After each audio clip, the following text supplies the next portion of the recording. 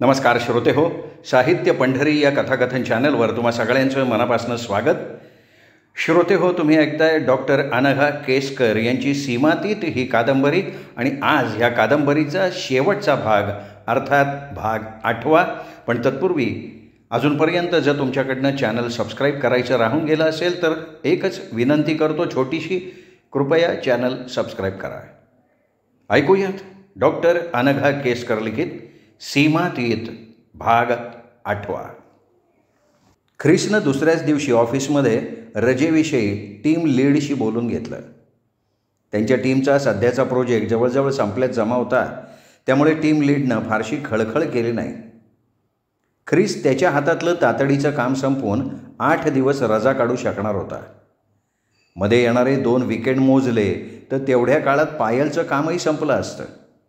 आणि नसतंच संपलं तरी ख्रिस केव्हाही मध्येच ऑफिसला जॉईन होऊ शकला असता. तो फक्त पायलबरोबर तिचं काम बघायला जाणार होता. पायलच्या कामात त्याचा काही फार मोठा सहभाग नव्हता, भूमिकाही नव्हती. पायलनं ठरल्याप्रमाणे शनिवारी सकाळी ख्रिसला त्याच्या घराखालून पिकअप करण्यासाठी त्याच्या घराखाली गाडी नेली आणि हॉर्न दिला. तो तयारच होता. बाल्कनीतनं हात हलवून आपण येत असल्याचं त्यांनी खुणेने सांगितलं आणि 2 मिनिटात पाठीवर बॅग अडकवून आणि हातात एक छोटी सूटकेस घेऊन तो आला. त्यांनी आपलं सामान डिकीत ठेवलं आणि ड्रायव्हर सीटच्या शेजारच्या सीटवर बसण्यापूर्वी विचारलं, गाडी मी चालवू का तुला चालवायची आहे? अरे आत्ता तरी मीच चालवते, आपल्याला बरंच हिंडायचं आहे, नंतर तू चालव. ख्रिसनं खांदे उडवले आणि तिच्या शेजारी येऊन बसला. पायलनी तिचे खांद्यापर्यंत रुळणारे केस क्लिपनी वर कसे तरी बांधले होते. तिच्या मानेचा डौल त्यामुळे उठून दिसत होता. पिंगट काळ्या केसांच्या 2 चुकारबाटा कपाळावर आल्या होत्या. गळ्यात तपकिरी रंगाचं पदक असलेली, गळ्याजवळ येणारी चांदीची साखळी आणि कानात तसेच चांदीत बसवले किरमिजी खड्यांचे टॉप्स घातलेले होते. चॉकलेटी मळखाऊ रंगाचा टी-शर्ट आणि फेडेड जीन्स घातलेली होती. फिकट काळसर रंगाचे गॉगल्स कपाळावर सरकवले होते. वास्तविक ते कपडे फॅशनेबलही नव्हते आणि रुबाबदारसुद्धा नव्हते, तरी त्या कपड्यातही ती छानच दिसत होती. त्या सर्वावर कडी केली होती तिच्या ओठांवरच्या स्मितहास्यानं आणि गालावरच्या पुसटशा खळीनं. एवढे सगळे तपशील ख्रिसनी 2 मिनिटात टिपले. पायलच्या गाडीचं मॉडेल जुनं असल्यानं त्यात GPS सोय नव्हती. तिने ख्रिसच्या हातात एक प्रिंटआउट दिला. सॅक्रामेंटोपासून स्टॉक्टनकडे जाण्याच्या मार्गाचे तपशील त्याच्यात होते. त्याच्याकडे एक दृष्टिक्षेप टाकून ख्रिसने विचारलं, तू घरून ब्रेकफास्ट करून आली आहेस का वाटेत थांबवून आपल्याला आधी ब्रेकफास्ट करायचा आहे? Not a bad idea. तर मग मी एका छोट्या पण टुमदार गावातल्या छानशा रेस्टॉरंटमध्ये तुला नेतो. मी काही वेळा तिथे जातो. त्याचं मालक एक वयस्कर जोडपं आहे. घरगुती आणि चविष्ट पदार्थ देतात ते. मग उत्तम आहे, तू सांग कसं कुठे जायचं. 20 मिनिटांनी ख्रिसचं ते हॉटेल आलं. ते घरगुती हॉटेल स्वच्छ नीटनेटकं होतं. तिथलं जोडपं ख्रिसला ओळखत असावं. त्यांची खासियत असलेले पदार्थ ख्रिसला माहीत असल्यानं त्यानंच दोघांच्या वतीनं ऑर्डर दिली. आरामात बोलत बोलत त्यांनी पदार्थांचा आस्वाद घेतला. अर्ध्या तासानं खाणं पिणं आटोपून ते मार्गस्थ झाले. गाडी सुरू झाल्यावर ख्रिसनं विचारलं, आपण आत्ता जिथे जाणार आहोत तिथल्या लोकांची मला थोडी कल्पना देशील का? ज्या वस्तीत ते जाणार होते तिथे याआधी बरेच वेळेला पायल येऊन गेली होती. तिच्या वर्णनाप्रमाणे तिथली वस्ती बकाल होती. वस्तीत शिरलं की वर्षानुवर्ष डागडोजी न केलेली, विटलेली जुनाट घरं दिसतात. त्यात बहुसंख्य लोक हिस्पॅनिक वंशाचे राहतात. बरेच मेक्सिकन आणि उरलेले पोर्टोरिकन आणि क्युबन्स. थोड्याफार गोऱ्या लोकांची घरंही होती. सर्वसाधारणपणे असल्या घेटोची जशी अवस्था असते तशीच त्या वस्तीची परिस्थिती. बेकारीचं प्रमाण खूप जास्त असल्यानं गुन्हेगारीचं प्रमाणही फार होतं. माणसं रिकामटेकडी असल्यानं मारामाऱ्या खून खराबा नेहमीच आले. मादक द्रव्यांची खरेदी विक्री आणि त्याच्या आहारी गेलेल्यांचा वावर खूप जास्त होता. तिथे ड्रग्सची दुकानं आणि रोजच्या वापराच्या वस्तूंची छोटी मोठी दुकानं पाहायला सापडतात. रस्त्यांमध्ये लहान मुलं खेळत भांडत असतात. मिश्रवंशाची प्रजासुद्धा दिसते. पायलनं सांगितलेली ही माहिती ऐकून ख्रिसला आश्चर्य वाटलं नाही, तरी ज्या पद्धतीनं ती ते सांगत होती त्याने तो थक्क झाला. इतक्या वर्षामध्ये ख्रिस पूर्णतया शहरी चाकरमान्या होऊन गेला होत्या. या असल्या वस्त्या आसपास आहेत आणि तिथे हे धंदे चालतात हे त्याला ऐकून माहिती होतं. तिथे जायची वेळ मात्र कधीच आली नव्हती. तुला अशा ठिकाणी जायची धास्ती नाही वाटत? आता या लोकांसाठीच काम करायचं म्हटल्यावर घाबरून कसं चालेल? हे बघ, तीही आपल्यासारखी हाडामासाची माणसंच असतात. ते काही आपले शत्रू नाही आहेत. आपल्याहून वेगळे आहेत, अडचणीत सापडलेले आहेत, आयुष्याच्या लढाईत ते हारत चाललेत. एवढं लक्षात घ्यायचं, मग सगळं सोपं होऊन जातं. सुरुवातीला तुम्हाला ते दाद देत नाहीत, तुमचं ऐकत नाहीत. आणि त्यांनी का ऐकावं मला सांग बरं? ना ओळख, ना पाळख, ना वंशाचे, ना धर्माचे, भाषेचं नातं. चिकाटीनं प्रयत्न केला की ते बोलायला लागतात. फक्त त्यांचा विश्वास आपल्याला संपादन करायला लागतो. पायलनं जरी अगदी सहज सोपं करून सांगितलं तरी हे काम अजिबात सोपं नाही आहे ही ख्रिसला कल्पना होती. मी राहते ना तिथून जवळच अशा वस्त्या आहेत. तिथेही आमचं काम चालू आहे. फरक एवढाच की तिथे गोऱ्या लोकांचं प्रमाण इथल्यापेक्षा जास्त आहे. एवढं बोलणं होईपर्यंत पायलनं तिची गाडी ज्या भागात वळवली तिथे तेच दृश्य ख्रिसला पाहायला सापडलं. त्यांची गाडी एका रस्त्यावर थांबल्याबरोबर आसपासची 8-10 मुलं गाडीभोवती जमा झाली. त्यातली बरीचशी हिस्पॅनिक दिसत होती. पायलचं त्याने आनंदानं स्वागत केलं. तिला पाहिल्याबरोबर त्यांच्या चेहऱ्यावर आनंद झालेला जाणवत होता. प्रत्येकाला पायलशी काहीतरी बोलायचं होतं, तिला काहीतरी दाखवायचं होतं. ख्रिसकडे मात्र ते थोड्या नवलानं बघत होते. त्यांच्यातल्याच एका 8-10 वर्षाच्या हिस्पॅनिक मुलानं पायलचा हात धरून त्या दोघांना एका घराकडे नेलं. सोफिया नावाच्या घरच्या गृहिणीनं त्या दोघांचं मनापासून स्वागत केलं. ठेवणीतले कपडे घालून चेहऱ्याची रंगरंगोटी करून ती तयार होती. तिचा नवरा 15-20 मिनिटात येणार आहे असं तिने सांगितलं. ती मुलं तिथेच घुटमळली. बहुधा आज शूटिंग केलं जाणार आहे हे त्यांना माहिती असावं. पायलनं ख्रिसची सर्वांची ओळख करून दिली. ते इंग्रजीत बोलायचा प्रयत्न करत होते. त्यांचं इंग्रजी अशुद्ध होतं आणि हातवारे करून ते त्यांचं म्हणणं पोचवायचा प्रयत्न करत होते. मुलं बहुधा काही काळ तरी शाळेत गेलेली असावीत. उच्चार वेगळे असले तरी त्यांना बऱ्यापैकी बोलता येत होतं. त्यांच्यातल्या एका मुलानं घोगऱ्या आवाजात मोडक्या इंग्रजीत विचारलं, तुझ्याबरोबर माईक का आला नाही? We love playing with him. अरे तो आज बिझी होता, पुन्हा कधीतरी तो येईल. Tell him we miss him very much. I will tell him. पायलनं हसत हसत कबूल करून टाकलं. पायल त्यांच्याशी गप्पा मारत असताना आज तो कॅमेऱ्यानं शूट करणार आहे असं ऐकल्यावर त्या लोकांनी ख्रिसला स्वीकारलं. पायलचा आणि ख्रिसचा वेळ वाचावा म्हणून शूटिंगला सुरुवात करायला हरकत नाही असं सोफियानं सुचवलं. सगळेजण घराच्या बाहेर मोकळ्या जागेत आले. पायलनं बोलायला सुरुवात केली. सगळ्यांची नजर तिच्यावर खेळली. मी तुम्हाला काही प्रश्न विचारणार आहे, त्याची उत्तरं न लाजता द्यायची. मी माझ्या देशात इंडियामध्ये परत गेले हे तुमचे व्हिडिओ तिथल्या लोकांना दाखवणार आहे. आणि मुलांनो, मी तुमच्याशी नंतर बोलीन. मी सोफियाशी बोलत असताना तुम्ही मध्ये मध्ये बोलायचं नाही. तुम्ही नीट वागलात तर तुम्हा सगळ्यांना एक गंमत देणार आहे. पायलचं बोलणं चालू असताना आसपासच्या घरातली 2 जोडपी येऊन दाखल झाली. त्यांनी पायलला हॅलो म्हटलं आणि ती घराच्या पायरीवर बसली. सोफियानं तिची थोडक्यात माहिती सांगितली. ती आणि तिचा मोठा मुलगा 8 वर्षांपूर्वी अमेरिकेत आले होते आणि बाकीचे कुटुंबीय मेक्सिकोमध्ये राहिले होते. तिने मेक्सिको सोडलं तेव्हा तिची छोटी मुलगी 6 महिन्यांची होती. सोफियानं कौतुकानं त्यावेळचा कुटुंबियांचा फोटो दाखवला आणि 6 महिन्यांपूर्वी तिकडून पाठवला गेलेला नवा फोटोसुद्धा दाखवला. तिची सासू आणि नवरा तिथल्या 2 मुलांकडे लक्ष देत होते. सोफियाला जमेल तसे पैसे ती इकडून त्यांना पाठवायची. इकडे ती एका क्लिनिंग सर्व्हिस देणाऱ्या बायकांकडे काम करत होती. तिच्याकडे स्वतःचं वाहन नसल्यानं मालकिणीच्या वाहनावर तिला अवलंबून राहायला लागत होतं. नाहीतर तिला तिची कामं आणखीन वाढवता आली असती. तिचा मुलगा थोडे दिवस शाळेत गेला, पण जवळपासच्या इतर मुलांच्या नादानं त्यांनी शाळा दिली सोडून. कुणाकडे लॉनचं गवत कापण्याचं काम मिळालं तर कधीकधी पैसे मिळवायला लागला तो. तिथल्या दादा लोकांसाठी बाकीचीही काही कामं तो करायचा.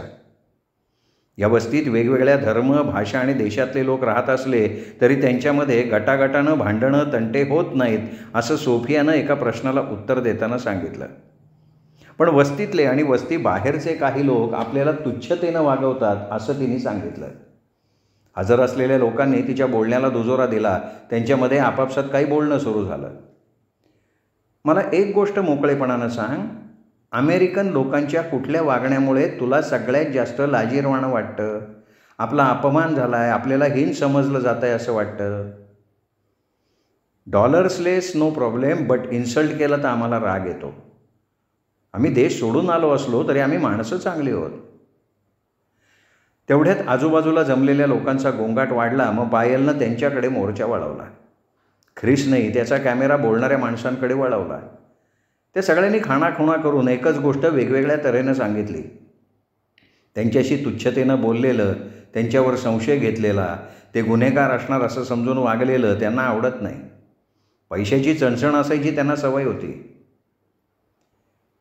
वस्तीतले काही लोक स्वतःला आमच्यापेक्षा श्रेष्ठ समजतात, आमच्याशी संबंध ठेवत नाहीत. खरं तर त्यांच्या घरात आमच्यापेक्षा जास्त मारामाऱ्या, दारू पिऊन धिंगाणा चालतो. पण आमच्याशी वागताना ते घरंदाज असल्याचा आव आणतात. त्यांच्यातल्या एका पुरुषानं सांगितलं, त्याला ते शब्दात व्यक्त करायला एका मुलानं मदत केली. इथे राहायची जागा आणि तुम्हाला मिळणारे खाद्यपदार्थ याबाबत तुम्ही खुश आहात? Food good, lacing cook in home, एका बाईनं सांगितलं. 2 खोल्यात आम्ही खूप माणसं राहतो, बट नो प्रॉब्लेम. तुम्हाला तुमच्या देशात परत जावंसं वाटतं? No no no job there, we send money, children there. बऱ्याच वेळा अशी प्रश्नोत्तरं झाली. निघताना पायलनं सगळ्यांना चॉकलेट्स वाटली. लहान मुलाला रंगाच्या पेन्सिली, चित्राची पुस्तकं दिली. प्रश्नोत्तरांच्या सत्रानंतर त्यांच्यातला एक मुलगा वस्तीमधल्या समाजसेवी संघटनेचं ऑफिस दाखवायला आला. त्याच्याबरोबर मुलामुलींचा घोळकाही आला. अगदी साध्याशा जुन्या 2 खोल्यात ते ऑफिस. तिथे पॅट्रिशिया नावाची एक गोरी प्रौढबाई काहीतरी लिखापडी करत बसली होती. ती त्या मुलांना चांगलीच ओळखत होती. तिथे जुजबी फर्निचर होतं. अभिमानानं दाखवावं असं त्या ऑफिसमध्ये काही नव्हतं, तरी त्या मुलांना वाटणारा अभिमान त्यांच्या बोलण्यात स्पष्ट जाणवत होता. त्या वस्तीतल्याच आफ्रिकन अमेरिकन, आशियाई आणि गोऱ्या लोकांच्या एकेका घरामध्ये अशा प्रकारची प्रश्नोत्तरं झाली. सगळ्या घरातून पायलचं स्वागत चांगल्या पद्धतीनं झालं. फक्त 1-2 व्यक्तींचा याला अपवाद होता. एक फिलिपिनो माणूस थोड्याशा उद्धटपणे पायलशी बोलला आणि एका मध्यपूर्वेतल्या माणसानंही पायलची फारशी दखल घेतली नाही. एका ठिकाणी त्यांना दोघांनाही लेमोनेड वेफर्स दिले गेले. दुपार टळून गेल्यानंतर त्यांचं काम आटोपलं आणि ते त्या परिसरातनं बाहेर पडले. मुख्य रस्त्याला लागेपर्यंत पायल इतर वस्त्यांविषयी ख्रिसला काही बाई सांगत राहिली. बहुतेक सर्व ठिकाणी ही अशीच अवस्था बघायला मिळेल असं पायलचं म्हणणं होतं. ओकलंडमधल्या वस्तीत फक्त पायलची जास्त घसड झाली होती. ते ठिकाण तिच्या घरापासून जवळ असल्यामुळे ती आठवड्यातनं किमान एकदा तिथे जात असे. तिच्या बडबडीतनं थोडी फट मिळाल्यावर ख्रिसने विचारलं, एक गोष्ट विचारू का? विचार की. मी एक पाहिलं, या सगळ्या लोकांना तू आवडतेस. हे कसं काय? तू त्यांच्यावर कशी काय मोहिनी घातली आहेस अशी? मोहिनी कसली आली रे? लोकांना आपलंसं करणं फारसं अवघड नसतं, साधी सोपी गोष्ट आहे. तसं असेल ना तर मलाही सांग, मला शिकव. हे बघ, फक्त तुमच्या मनात लोकांविषयी खरं खुरं प्रेम हवं. समोरच्या लोकांना ते आपोआप कळतं, तेही तुमच्यावर प्रेम करायला लागतात. आता लोकांवर प्रेम कसं करायचं याचे काही फंडे नाही आहेत किंवा ते कोणाला शिकवता यावेत. प्रेम आतून वाटतं. तू स्वतःला अंडर एस्टिमेट करू नको रे. माझ्यापाशी जे काही आहे ते सगळं तुझ्यामध्येही आहे. ख्रिस विचारात पडला. क्षणभरानं त्यांनी पायलकडे बघितलं, हसून तिच्या हातावर थोपटल्यासारखं केलं. मला बरं वाटावं म्हणून तू असं बोलतेस का? तुला खरंच तसं वाटतंय? मला सांग, प्रेम आतून उमलून कसं येतं? काही लोकांचा तुला संताप येत नाही का? त्यांचा रागराग द्वेष करावासा वाटत नाही का? अरे असं कसं असेल? ज्यांच्यामध्ये काम करायचं आहे त्यांचे जोडे मी स्वतःच्या पायात चढवते. मग त्यांची मानसिकता मला समजायला लागते. मला कोणाचा राग येत नाही असं नाही. काही वेळा मी नाराज होते लोकांवर, पण मी स्वतः सर्व गुणसंपन्न आहे का असं पुढच्या क्षणाला मी स्वतःला विचारते. तो विचार माझ्या मनात आला की माझी नाराजी कमी होते. हां, तुझ्या बोलण्यात तथ्य आहे, पण हे असं स्वतःला आरशासमोर उभं करणं सोपं नाही ना. एक गोष्ट सांगू का? जर आपल्या मनात लोकांविषयी आस्था आणि प्रेम नसेल तर आपण समाजासाठी कधीच असं काम करू शकणार नाही. समाजसेवक बनण्याची ती पूर्वअट आहे. खरं आहे, माझ्या मनात तसा ओलावा नाही, म्हणूनच कदाचित माझ्या पूर्वीच्या अनुभवातनं मी कडवटलेलो असेन. तू कडवटलेला आहेस असं नाही वाटत मला. शिवाय माझ्या दादीजींना जे भोगायला लागलं ते मी फक्त ऐकलं आहे. तुला मात्र स्वतःला युनिफिकेशनच्या झळा सोसायला लागल्या आहेत. त्यामुळे आपल्या प्रतिक्रियांमध्ये तेवढा फरक राहणार. प्रत्यक्षात बोलणं आणि आपल्याच माणसांचं का होईना बोलणं नुसतं ऐकणं या जमीन आसमानाचा फरक असणारच आहे. ख्रिसनं क्षणभर विचार केला, होकारार्थी मान डोलवली आणि म्हणाला, अगदी मुळाशी जाऊन तू सगळ्याचा विचार करतेस. आणखीन एक बाब आपण विसरता कामा नये. आमच्या फाळणीला आता 53 वर्ष झाली आहेत. त्या मानानं युनिफिकेशन ही अलीकडची घटना आहे. 5 मिनिटं शांततेत गेली. दोघंही आपापल्या विचारात हरवून गेले होते. पायलने त्या शांततेचा भंग केला. तिने विचारलं, तुझ्या बाबतीत जे काही झालं म्हणजे खाजगी आयुष्यात आणि व्यावसायिक आयुष्यात ते तू मला सांगणार आहेस ना? तेव्हा वेळ नव्हता, पण आता वेळच वेळ आहे. I think this is right time. मला वाटतं आपल्याला तूर्त पोटपूजा करायची गरज आहे. नंतर आपण एखाद्या चांगल्याशा हॉटेलमध्ये मुक्काम करू, नंतर निवांत बोलू. चालेल ना? तू जरा आजूबाजूला बघत राहा. चांगल्या हॉटेलची पाटी दिसली की सांग. थांब. मार्केट ट्रॅव्हनची पाटी दिसते आहे. इथून 10 मिनिटाच्या अंतरावर आहे. मार्केट ट्रॅव्हन अपेक्षेपेक्षा चांगलं निघालं. दोघांनाही प्रचंड भूक लागली होती. सगळ्यात लवकर कुठला पदार्थ मिळू शकेल असं तिथल्या वेटरला विचारून त्याने भराभरा ऑर्डर दिली. या जेवणाचे पैसे आपण देऊ असं पायलनं म्हणताच ख्रिसनी तिला रोखलं. हे बघ, पैसे मी देणार आणि याच्यावर चर्चा नको. मग आपण TTMM करूया का? दिल्लीत असताना त्यांच्या मित्रमंडळीत नेहमी वापरला जाणारा TTMM हा शब्दप्रयोग ख्रिसला माहिती होता. हे बघ, आता आपण काही JNUमधले विद्यार्थी नाही आहोत. हे बघ, मला भरपूर पैसे मिळतात आणि खर्चाला वाटा कमी आहे. ओके, पण मग आपण जिथे मुक्काम करू तिथले राहायचे पैसे मी देईन. आफ्टर ऑल आपण माझ्या कामासाठी हिंडतोय ना. या बोलीवर सौदा तुटला. पुढचा अर्धा पाऊण तास ते जेवणावर तुटून पडले.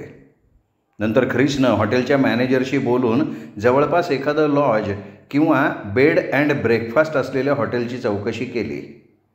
रेड चिली इन सगळ्याच दृष्टीनं सोयीचं हॉटेल होतं. स्वस्त आणि मस्त. 2 वेगवेगळे स्यूट्स हवेत म्हटल्यावर तिथल्या मॅनेजरनं जरा नवलानं या दोघांकडे बघितलं. आपापल्या खोल्यांमध्ये जाऊन ताजेतवाने झाल्यावर ते दोघं कॉफीचे घुटके घेत ख्रिसच्या खोलीच्या व्हरांड्यात बसले. आता माझ्याविषयी बोलू, ख्रिस म्हणाला. ख्रिस भारतातून जर्मनीला परत गेला तेव्हा डॅड बरेच सुधारले होते. त्यांच्या मानसिक आजाराचा पुसटचा अंश राहिला होता. ख्रिसला गेल्या गेल्या लगेच नोकरी मिळाली. म्हणजे जी नोकरी मिळेल ती पत्करायची आणि घर सावरायचं एवढं एकच त्याचं तेव्हा ध्येय होतं. त्यामुळे त्याने अमुकच प्रकारचं काम करीन असा अट्टाहास धरला नाही. त्याच्या पदवीचा, शिक्षणाचा त्याच्या नोकरीशी फारसा संबंध नव्हता, पण दरमहा पैसे मिळत होते. भारतात असताना इंग्रजी शिकल्यामुळे त्याचा फायदा त्याला नवीन ठिकाणी झाला. पुढे कम्प्युटरवर काम करण्याच्या निमित्तानं त्यांनी कॉम्प्युटरच्या लँग्वेजेस शिकून घेतल्या.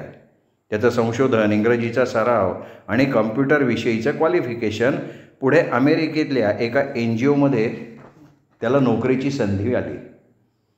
त्याच्या कामाच्या संदर्भात ज्या अमेरिकन क्लायंटची ओळख झाली होती त्याच्या शिफारसीमुळे सगळ्या गोष्टी सोप्या झाल्या आणि ख्रिस 6 वर्षांपूर्वी अमेरिकेत येऊन धडकला.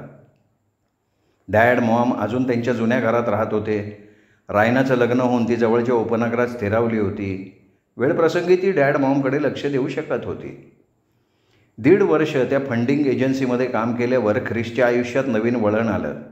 तो आता अमेरिकेत रुळला होता. पायलप्रमाणे त्याचं काम प्रत्यक्ष फील्डवर नव्हतं. ग्रासरूट लेवलशी त्याचा काहीही संबंध नव्हता, पण त्याला त्याचं काम आवडत होतं. ज्यांच्या प्रकल्पांना त्यांच्या फंडिंग एजन्सीनं फंडिंग दिलं होतं त्यांच्या कामाचं मूल्यमापन करणं, त्यांना काही सुधारणा सुचवणं हे त्याच्या कामाचं स्वरूप. काही वेळा इच्छुक NGOनं सादर केलेल्या प्रकल्पाच्या प्रस्तावाचं मूल्यमापन करून त्यात आवश्यक फेरफार सुचवायचं कामही त्याच्याकडे यायला लागलं आणि त्याला ते काम आवडायला लागलं. बराच वेळ ख्रिस त्या दिवसांविषयी सांगत राहिला. त्याचे सहकारी, वरिष्ठ आणि त्यानिमित्ताने त्यांनी केलेला प्रवास.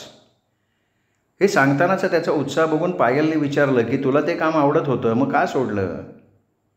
तो म्हणाला, त्या दरम्यान माझी आणि नॅन्सीची ओळख झाली. माझ्या एका कलिगकडे असलेल्या पार्टीत आम्ही भेटलो. कुणीही पाहिल्या तिच्या प्रेमात पडावं अशी ती होती. मी तिच्यावर लट्टू झालो. तिनेही माझ्यात इंटरेस्ट दाखवला आणि मग आम्ही एकमेकांशी लग्न केलं. ती एका खाजगी कंपनीत मॅनेजमेंट साईडला होती. तिच्या कामात ती तरबेज असावी. ती चटपटीत होती. तिला कंपनीत वरची पदं मिळत गेली, तिची महत्त्वाकांक्षा वाढायला लागली. त्याच सुमाराला IT क्षेत्राची भरमसाठ वाढ व्हायला सुरुवात झाली होती. ज्या मानानं जॉब्स तयार होते त्या मानानं ट्रेंड साफ नव्हता. नॅन्सीच्या आग्रहाने मी माझी नोकरी सोडली आणि जास्त पैशाची IT मधली नोकरी धरली. तिच्यासाठी तू तुझं करिअर बदललंस ना, मग तुमचं का बिनसलं? हे बघ ख्रिस, तुझ्या जुन्या जखमा पुन्हा बळबळायला लागणार असतील तर हा विषय आपण इथे सोडू. हां, नाही तसं काही नाही आहे. मी त्यातून बाहेर आलो आहे ना आता. कसं असतं ना, IT मध्ये पैसा मिळतो, पण तुम्ही कंपनीचे 7 दिवस आणि 24 तास गुलाम असता. कामाच्या तासांना धरबंध नसतो, त्यामुळे मला नॅन्सीसाठी वेळ काढता येईना. मग तिची कटकट सुरू झाली. बस एवढ्याशा कारणासाठी तुम्ही विभक्त झालात? पायल, तू आणि मी वेगळ्या वातावरणात वाढलो आहे. भारतीय लोकांना, बायकांना हे कळतं, चालतं. आमच्या ऑफिसमध्ये मी बघतो ना. पण आमच्यातला बेबनाव एवढ्यावर थांबला नाही. इथल्या लोकांना पैसाही हवा आहे आणि त्याचा उपभोग घ्यायला लीजर टाईमही हवा आहे. मला छानचोखीची आवड नव्हती, म्हणजे तशी सवयच नाही. पण तिचं तसं नव्हतं. खाणं पिणं, नवनव्या वस्तू घेणं हे तर पाहिजेच, पण नवऱ्यानं लाडानं सगळीकडे मिरवलं पाहिजे, फिरवलं पाहिजे. मग मला वेळ नसतो म्हणून तिने तिच्या या आवडी पुरवण्यासाठी दुसऱ्या जोडीदाराची निवड केली, जो तिला जास्त वेळ देऊ शकत होता. म्हणजे तिचं दुसऱ्या कोणाशी अफेअर सुरू झालं? हां, येस. पण त्यासाठी मी तिला दोष नाही ना देऊ शकत. तिला दुर्लक्षित झाल्यासारखं वाटायला लागलं. कोणीतरी तिच्या भोवती सतत पिंगा घालत राहावं अशी तिची आवड. वयात आल्यापासून तिने बहुतेक ते अनुभवलं होतं. 2.5 वर्षांपूर्वी आम्ही परस्पर संमतीनं वेगळे झालो. प्रत्येक व्यक्ती किती वेगळी असते नाही का? आपण नाही दुसऱ्या व्यक्तीला पूर्णपणे ओळखू शकत. मग नंतर कोणाशी नाही. एका अनुभवातनं मी धडा शिकलो. पुन्हा माझं स्वातंत्र्य मला घालवायचं नाही. मी जसा सडा आहे तसा मी उत्तम आहे, ठीक आहे, चांगला आहे.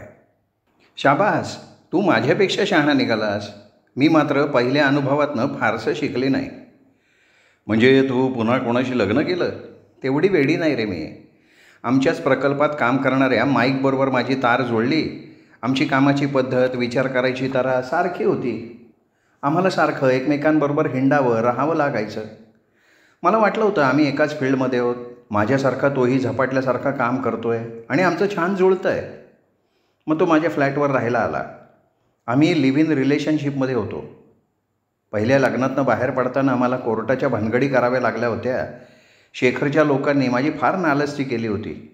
मला ते सगळं पुन्हा व्हायला नको होतं, म्हणून माईकबाबत माझाच तो आग्रह होता आणि माझा तो निर्णय चांगला ठरला. पण आमचं जुळणार नाही हे 2 महिन्यात माझ्या लक्षात आलं. का, काय बिनसलं? ज्याची मी कल्पना केली नव्हती असं काहीतरी घडलं. मिसमॅचिंग ऑफ डिझायर्स. म्हणजे मी नाही समजलो. अरे, त्याची शरीर संबंधाची भूक अनावर होती. मी ती पूर्ण करू शकणार नव्हते. माझी तशी इच्छा नव्हती आणि ताकदसुद्धा नव्हती. मला माझ्या जोडीदाराकडनं भावनिक जवळीक हवी होती. शेअरिंग आणि केअरिंगची मला ओढ होती.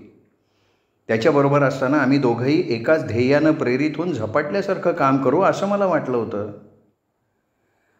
पायलनं निर्ममपणे सांगितलं आणि हे सांगताना तिची नजर अगदी साफ होती. एखाद्या जवळच्या मैत्रिणीशी बोलावं तशा विश्वासानं, मोकळेपणानं तिने सांगितलं. आपण फार खाजगी आणि नाजूक गोष्टीविषयी बोलतोय याचं दडपण तिच्या मनावर आलेलं दिसलं नाही. 12 वर्षांपूर्वीचा त्यांच्या दोघांमधला सुंदर अपघात त्याला आठवला. हिलाही आत्ता त्याची आठवण झाली असेल का? असली तरी तिच्या देहबोलीत कुठे दिसत नाही आहे. आपल्या नजरेतून, देहबोलीतून आपले विचार पायलपर्यंत पोचत असतील का या विचारानं ख्रिस वर्रमला. पायलच्या लिव्ह इन पार्टनरविषयी किंवा त्यांच्यातल्या त्या तिढ्याविषयी बोलायला ख्रिसला अवघड वाटलं. त्यांनी काही बोलायची गरजही नव्हती. मात्र ख्रिसनं बोलण्यातला दुसरा मुद्दा उचलला. तो प्रांत जास्त सेफ होता. तू अगदी नेमकं बोललीस. पॅशननं काम करणं मलाही हवं होतं, पण ते हुकलं. तेच मी मिस करत होतो. आणि आत्ता तुझ्याबरोबर हिंडताना मला ते जाणवलं. कामातलं फक्त समाधान नाही, आनंद हवा आहे मला. माझ्या आधीच्या नोकरीत मला समाधान मिळत होतं, पण ते नुसतं जॉब सॅटिस्फॅक्शन होतं. कामात समरसून जाणं, रममाण होणं नव्हतं ते. पायलनं ख्रिसचा शेरा ऐकला होता, पण तिचा विषय सोडायला मात्र ती तयार नव्हती. दोन माणसं भावनिकदृष्ट्या खूप जवळ आली ना की आपोआप शारीरिक जवळीक निर्माण व्हावी आणि मग त्यांनी एकमेकात मिटून जावं, अशी माझी शरीरसंबंधाच्या बाबतीत कल्पना आहे. शरीर संबंध नक्कीच महत्त्वाचे आहेत, पण भावनिक जवळीक जास्त महत्त्वाची आहे. भावनांच्या उचंबळण्यातनं, उत्कटतेतनं ते आपोआप जुळायला हवेत. मी हे सांगून बघितलं, पण माईकला ते समजलंच नाही. आयुष्यानं आपल्याला कितीतरी नवनव्या गोष्टी शिकवतं. तू मगाशी म्हणालीस तसं प्रत्येक माणूस वेगळा असतो, त्याच्या विचाराची पद्धत वेगळी असते. शरीर संबंधाबाबत मला असलेली माफक ओढ हे माझ्यातलं वैगुण्य आहे, कमतरता आहे, असा माईकचा आरोप होता. पण निसर्गात सुद्धा हेच नाही का दिसत? कुत्र्या मांजरांसारखे प्राणीही ठराविक काळात मिलनाचा आग्रह धरतात. मग आपण तर माणसं आहोत. माझ्या मते आम्हा भारतीय महिलांचं हे बलस्थान आहे. शरीर संबंधांशिवाय आमचं छान चालू शकतं. आमच्यासाठी तो आयुष्यात सगळ्यात महत्त्वाचा भाग नसतो आणि आम्हाला त्याची लाज नाही वाटत. पायलच्या या विधानावर कशी प्रतिक्रिया द्यावी ख्रिसला कळेना. काहीतरी बोलायला त्यांनी तोंड उघडलंही, पण लगेच त्यांनी बोलायचं टाळलं. इतक्यात फोन वाजला. पायलनं आज जाऊन फोन घेतला. तिच्या एका प्रतिसादीचा फोन होता. त्याला पायलला भेटायचं होतं. तो लाऊंजमध्ये येऊन थांबला होता. त्याला भेटायला ख्रिसला आवडेल का असं त्यांनी विचारलं, पण ख्रिसनी एकटं बसायचं ठरवलं. मग त्याला व्हरांड्यात विचारमग्न अवस्थेत सोडून पायल खोलीतनं बाहेर निघून गेली. दुसऱ्या दिवशी सकाळी लवकर ते कॉमर्स या गावाला जायला निघाले. आज मोटर चालवायची जबाबदारी ख्रिसनं घेतली.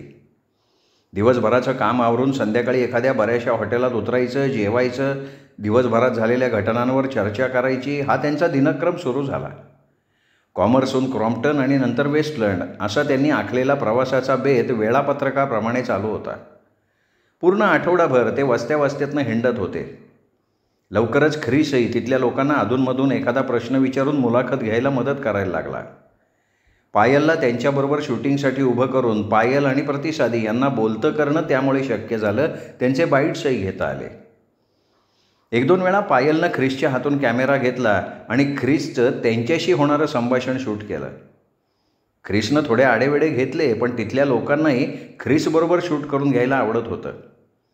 पायलनं ते का केलं हे तिला तेव्हा कळलं नव्हतं, पण नंतर लक्षात आलं.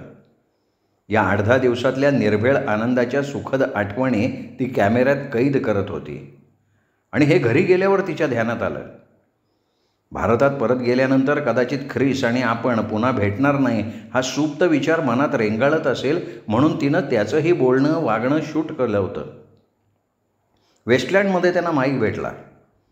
पायलनं ख्रिसची माईकशी ओळख करून देताना ख्रिस आपला जुना कॉलेजच्या दिवसातला जानी दोस्त आहे असं सांगितलं.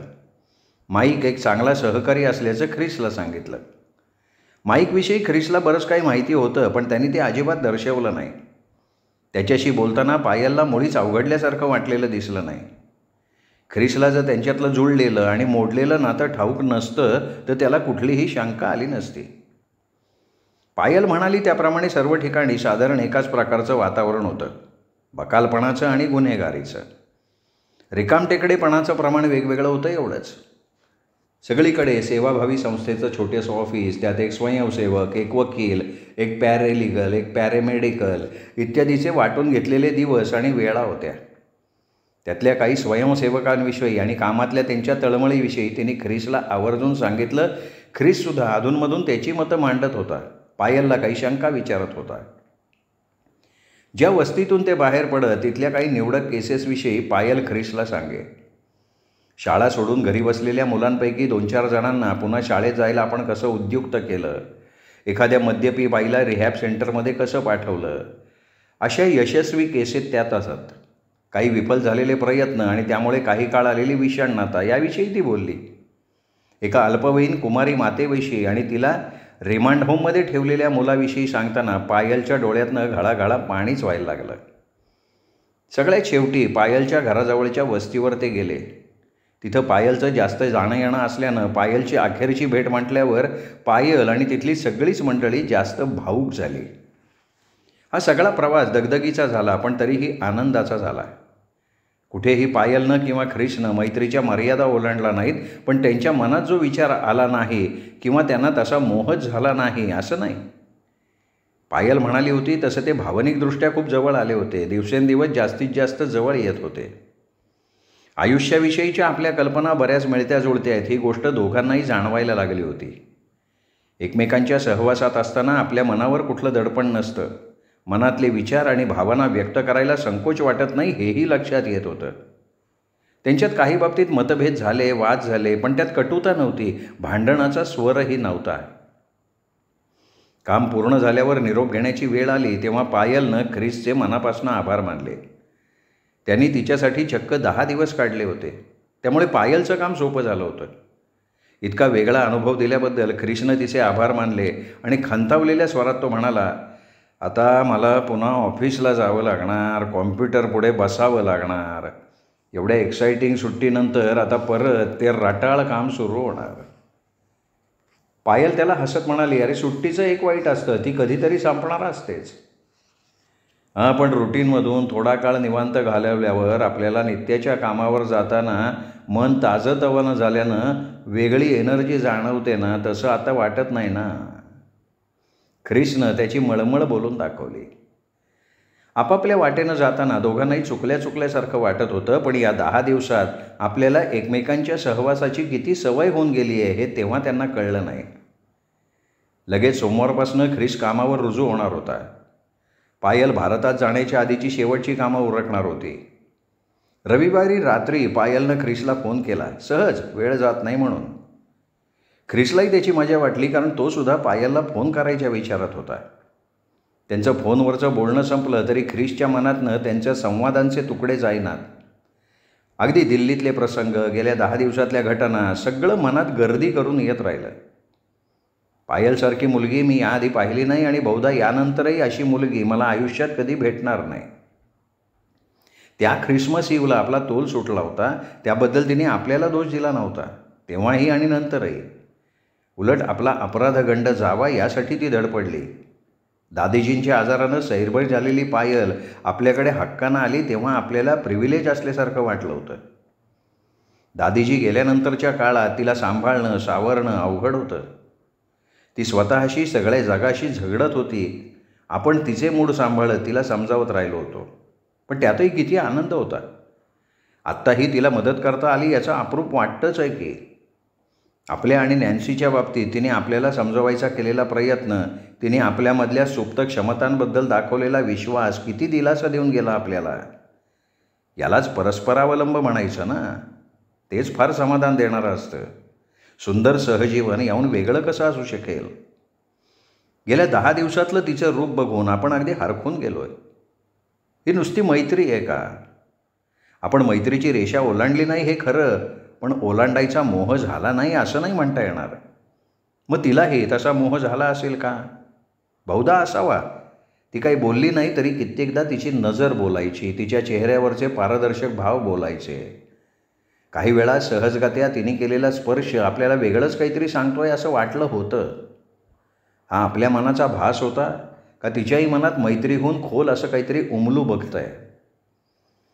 पायलच्या मनातही असे विचार येत असतील का? ती आपल्या नात्याकडे कुठल्या दृष्टीनं बघत असेल? अजूनही तिला आपल्याकडनं शुद्ध मैत्रीचीच अपेक्षा असेल का?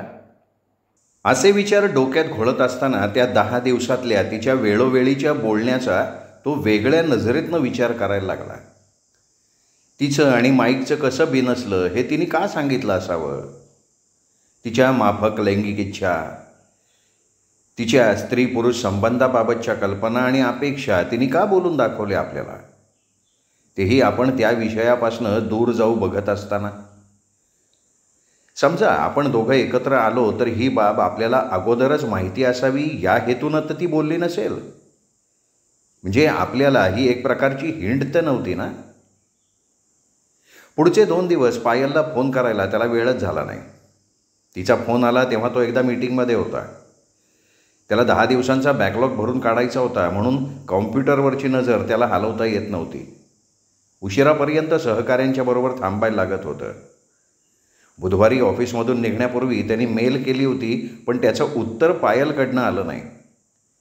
तिची तब्येत बरी असेल ना अशी ख्रिसला काळजी वाटली, पण घरी पोहोचायला इतका उशीर झाला की फोन करता नाही आला. इकडे पायल तिच्या आवरावरीत दंग होती, पण तिला ख्रिस अवतीभोवती वावरत असल्याचा भास होत होता. सोमवारी सकाळी उठल्यावर आता स्वतःचं आवरून ब्रेकफास्टसाठी ख्रिसला भेटायचं असं तिच्या मनात आलं. मग आठवलं की इथून पुढे आता त्याचे आणि तिचे मार्ग वेगळे झालेत. शॉवर घेताना तिला काहीतरी आठवलं आणि ख्रिसला काहीतरी सांगायची हुक्की आली. फ्रीजमधून दुधाचा कॅन काढून बाऊलमधल्या सिरियलवर ओतून घेताना तिला फार एकटं वाटलं. ब्रेकफास्ट करायच्या आधी तिने त्याला 2 वेळा फोन केला, पण त्यांनी उचलला नाही. घड्याळात पाहिलं तर 9:30 वाजले होते. मग ऑफिसच्या फोनवर फोन केला, तिथेही त्यांनी फोन घेतला नाही. ती थोडी खट्टू झाली, पण तो कामात गुंतला असेल अशी स्वतःची समजूत घातली तिने. त्याच्या आसपास असण्याची आपल्याला 10 दिवसात सवय लागून गेली आहे. आता एकट्यानं राहायची पुन्हा सवय करायला हवी, तिने स्वतःला बजावलं. मंगळवारी आणि बुधवारी त्याच्याकडून फोन आला नाही तेव्हा तिच्या मनात पाल चुकचुकली. त्याच्या घरच्या फोनवर कॉलर ID होता. आपला फोन येऊन गेला हे त्याला निश्चित कळलेलं असणार, पण त्यांनी उलट फोन नाही केला. कदाचित आपल्याला जितकी आणि जशी त्याची सवय लागली तशी त्याला आपली सवय लागलेली नसावी अशा निष्कर्षाला ती यायला लागली. तसं होणं नैसर्गिक आहे आणि त्या वाचून इलाज नाही हेही तिने स्वतःला पटवलं. आपल्यालाही त्याच्या नसण्याची सवय होऊन जाईल. इतके दिवस कोण होतं आपल्याबरोबर? एकट्याच तर राहत होतो, जेवत होतो. पायलनं स्वतःला हे पटवलं तरी त्यांनी एकदम तोडून टाकल्याची भावना मनात खुटखुटत राहिली. गुरुवारी रात्री 11 वाजता ख्रिसचा फोन आला. दिवसभर बरीच दगदग झाल्यानं पायल दमून झोपायच्या तयारीत होती, पण ख्रिसचा फोन आलेला बघून तिच्या डोळ्यावरची झापड उडाली. तुझा फोन येऊन गेलेला बघितला. ज्या अर्थी तू काही मेसेज ठेवला नव्हतास त्या अर्थी काही महत्त्वाचं काम नाही हे मला कळालं. कंपनीत रुजू झाल्यापासून ना मी जरा फार गुंतून गेलो आहे कामात. मी आता पुढच्या कामात गुंतली आहे, पण आय मिस्ड यू लॉट. किती लवकर एकमेकांची सवय लागून जाते ना. मीही तुला खूप मिस केलं, पण त्याचा विचार करणे इतकी सवडच मिळाली नाही मला. घरी यायला उशीर झाला, त्यामुळे आवेळी फोन करायला नको असं वाटलं. आत्तासुद्धा मी जरा साशंक होतो, म्हणजे तू झोपली असशील असं वाटलं. मग थोडा वेळ ते बोलत राहिले, पण त्या बोलण्यात विशेष किंवा कामाचं असं काहीच नव्हतं. ते काय बोलले असं नंतर कोणी विचारलं असतं तर त्या दोघांनाही सांगता आलं नसतं. पण काहीतरी बोलता आलं याचा आनंद दोघांनाही झाला. तरीही पायलला आपल्या नात्याचा खोलात जाऊन विचार मात्र करावासा वाटला नाही. आपलं इतकं पटतंय तर आपण मैत्रीच्या पुढे जायला का कचरतोय असं ख्रिसच्या मनात येऊन गेलं, पण पायलच्या मनाचा त्याला अंदाज नव्हता. बहुधा तिला कोणामध्ये आता गुंतायचं नसावं. कुणाला आपल्या आयुष्यात गुंतवायची आणि स्वतः गुंतून घ्यायची त्याचीही तयारी नव्हती. पायल भारतात गेली की आपण पुन्हा पूर्वीचं आयुष्य बिनतक्रार जगू शकू असं त्यांनी स्वतःला समजावलं, पण ते समजावता नाही त्याला असं होईल याविषयी खात्री नव्हती. शुक्रवारी संध्याकाळी पायल कागदांची आवराआवर करत होती. नको असलेले रद्दी कागद पेपर श्रेडरमध्ये घालून फाडून ती एका केराच्या टोपलीत टाकत होती. दारावरची घंटा वाजली. तिने उठून दार उघडलं तर दारात ख्रिस. तो ऑफिसमधनं थेट इथेच आल्यासारखा दिसत होता. आल्या त्याने विचारलं, तू विमानाचं तिकीट बुक केलं? नाही. Thank God. अरे अजून मी वेगवेगळ्या एअरलाईन्सच्या फ्लाईट्सच्या डील्सचा अभ्यास करते. का रे? काही नाही, सहजच. तू माझ्याबरोबर यायचा विचार करतोयस का? अगं काहीतरीच काय विचारतेस लहान मुलासारखं. तू आणखीन थोडे दिवस थांब असं म्हणणार आहे मी. आता कोण लहान मुलासारखं बोलत आहे? हे बघ, तिकीट बुक झालं की मी लगेच पाळणार, पण परत गेल्यावर मला तुझी खूप आठवण येणार आहे रे. दिल्लीचे दिवस तू मला परत दिलेस. I will really miss you. मी सुद्धा तुला चांगलंच मिस करणार आहे. गेले काही दिवसात मला जसा आनंद मिळाला तसा याआधी कधी मिळाल्याचं आठवत नाही. It was a blissful and perfect life. हे बघ दोस्ता, ते एक सुंदर स्वप्न होतं. आता आपल्याला झोपेतनं जाग आली आहे. आपल्या पापण्यांची ओठंगलेले अश्रू लपवण्यासाठी पाठमोरीहून पायलनं म्हटलं, आणि तू कामावरनं सरळ इथेच आलेला दिसतोयस. थांब मस्त कॉफी करते. तिच्या पाठोपाठ जात ख्रिस म्हणाला, अगं तोच प्रॉब्लेम झाला आहे. पुन्हा ते एकसोरी काम करायला मला नको वाटतं आहे आता. शूटिंगच्या त्या सुंदर अनुभवानंतर आता तर ते जास्तच अंगावर येत आहे माझ्या. मला नाही वाटत मी फार काळ या इंडस्ट्रीमध्ये थांबीन. पायल एका प्लेटमध्ये बिस्किटं काढत होती. त्याचं ते बोलणं ऐकून पायल गरकन मागे वळली आणि त्याच्यावर आदळता आदळता थोडक्यात वाचली. ख्रिसनी तिला दोन्ही हातांनी सावरलं. क्षणभर ते दोघे तसेच उभे राहिले. पायलला ती जवळी खूप आश्वासक वाटली. चटकन भानावर येत त्याच्यापासून लांब जात तिने विचारलं, मग नोकरी सोडल्यावर यापुढे काय करायचा बेत आहे तुझा? आता काय झालं आहे माहिती, मला पॉलिटिकल आयडिओलॉजीत रस राहिलेला नाही आणि आय डी इंडस्ट्रीमध्ये मन रमत नाही. खरं म्हणजे तू माझे डोळे उघडलेस. कदाचित तुझ्यासारखं काही काम करीन मी. इथेच कुठला तरी प्रोजेक्ट बघेन आणि तिथेच काम करायला लागेन. थोडा अनुभव जमला की नंतर मायदेशी जाऊन अशाच प्रकारचं काम करीन माझ्या लोकांसाठी. हे बघ, ही नुसती एक तात्पुरती सणक असू शकते. आणखी थोडे दिवस गेले की तू पायललाही विसरशील आणि समाजकार्याला सुद्धा. काही दिवसांनी ही सणक निवळली ना की तुला तुझ्या या अविवेकी इम्पल्सिव्ह वागण्याचा हसू येईल. बेसिकली तू माझ्यासारखा इम्पल्सिव्ह नाही आहेस. पण तुझ्या सहवासात आलं की उतावळ्या वागण्याची, भावनेच्या भरात वाहत जाण्याची बाधाच होत असावी. जोक सपाट. गेले 3 दिवस मी खूप विचार केला. मी भारतात आलो होतो त्यावेळेचा माझा राग माझ्या देशाविषयी किंवा देशबांधवांविषयी नव्हता. मी तात्कालिक परिस्थितीवर स्वतःवर रागवलो होतो. नाहीतर आज मला तुझ्यासारखं मायदेशी परतून आपल्या स्वतःच्या समाजासाठी काम करावं असं वाटलंच नसतं. ते मला वाटायला लागलं आहे, मनापासून वाटतं आहे. हां, पण तुझ्यासारखं जमेल की नाही अशी शंका मात्र येते आहे. बाय द वे, तुला एक छान गंमत सांगायची आहे. परवा ना इंटरनेटवर ब्राउझिंग करताना मला अचानक जर्मनीच्या रियुनिफिकेशनबाबत 2 आर्टिकल वाचायला सापडली. दिल्लीमध्ये तू आलास तेव्हा तुझी मनस्थिती काय असेल याची पुष्कळ कल्पना मला त्या दोन्ही लेखातनं आली. तुझ्या मनात जर्मनीला परत जायचे विचार पक्के करण्यापूर्वी ती आर्टिकल तू वाच. दॅट्स गुड ओमेन, मी नक्की वाचीन. पण नेमकं स्वरूप काय आहे ते लेखांचं?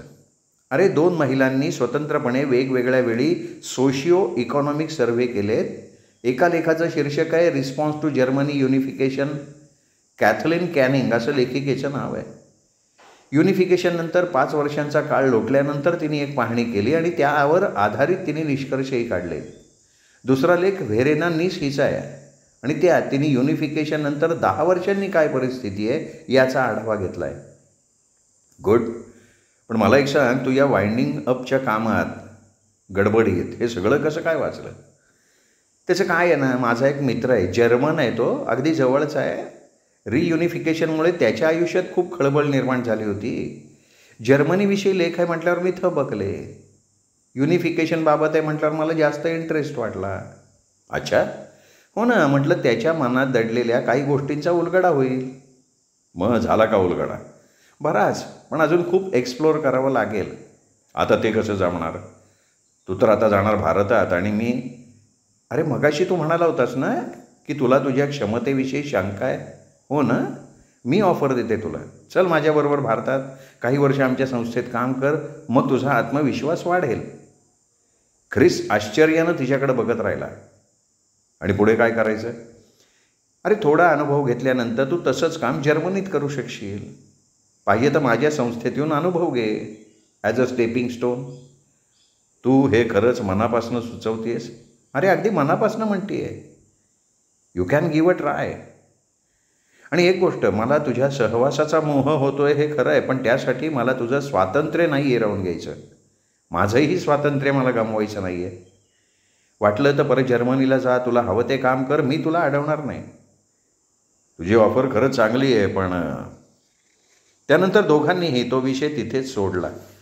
साधंसं डिनर बनवून ते जेवले आणि ख्रिस निघून गेला. जरी त्याविषयी दोघंही बोलले नाही तरी नंतरच्या 15 दिवसात त्यांच्या मनात पुन्हा एकत्र येण्याचे विचार लोचटपणे येत राहिले. ते त्यावर उलटसुलट विचार करत राहिले.